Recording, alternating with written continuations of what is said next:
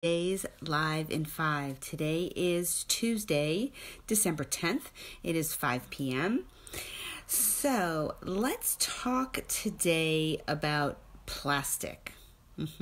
Plastic bags, plastic wrap, food storage containers, water bottles, etc. Hey, Cecilia.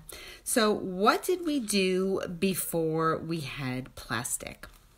Okay, we wrapped perishable foods in paper. We put them between two plates in the refrigerator, and fruits and veggies would just stay on the counter, or you had a root cellar if you had a basement at all, or you did preserving or canning of your fruit in glass jars to extend their use through the winter, let's say, when they were out of season.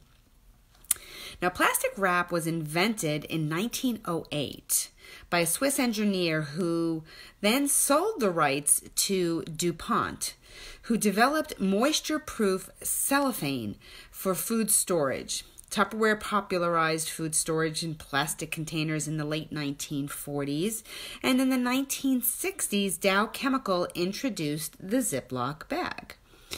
Hello, Dana.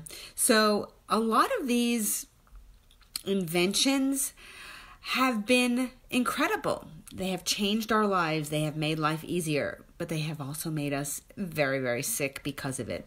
So although this plastic stuff was not breakable, it was lighter and more convenient, they come with a price. Hey, Marty. Number one, plastic is not environmentally sustainable. Hi, Marilyn. Most types of plastic come from crude oil or natural gas, which are non-renewable resources. In addition, their manufacturing process requires a large amount of energy and emits over 9 million tons of methane and other volatile organic compounds, those VOCs, into the air every single year. And even though some plastic is recyclable, most are not and end up in landfills, or worse, they end up in our oceans.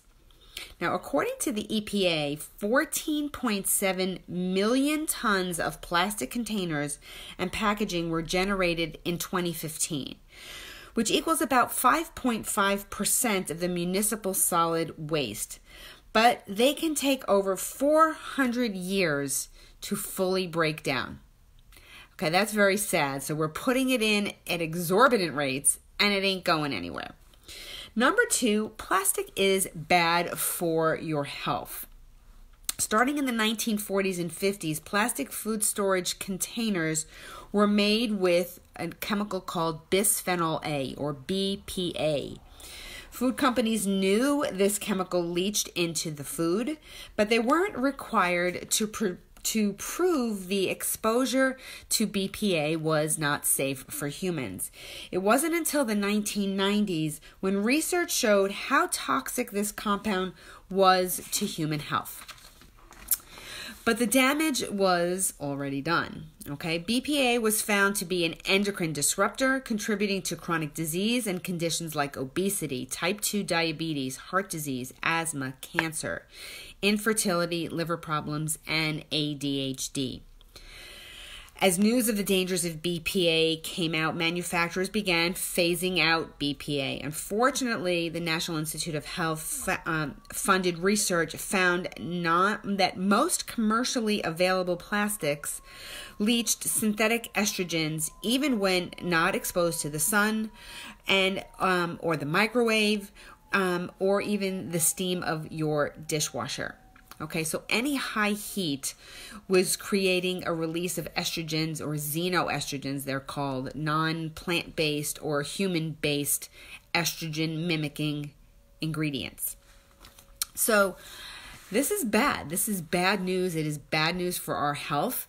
And when I say the damage has already been done, the majority of people of my generation have already been exposed to this.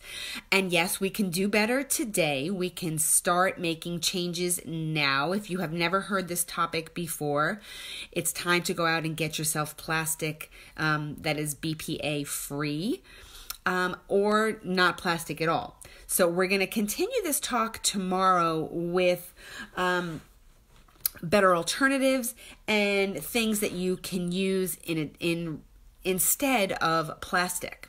Let's get back to glass, right? Stainless steel. There's other options we're going to talk about tomorrow. It's time to refresh your home and get rid of some of these things, and consider today like the first day of the new you, right? And you know better now, so now you can make changes. That doesn't mean dump every single thing out that you've ever owned, but start phasing it out. Just like these companies phased out what they thought was bad. Unfortunately, there's a lot of other bad things still in plastic. It's time to do a reboot for your home. So on that note, I hope you guys are having an awesome day. We'll continue this talk on plastics tomorrow, and I'll be back again tomorrow for another Live in 5.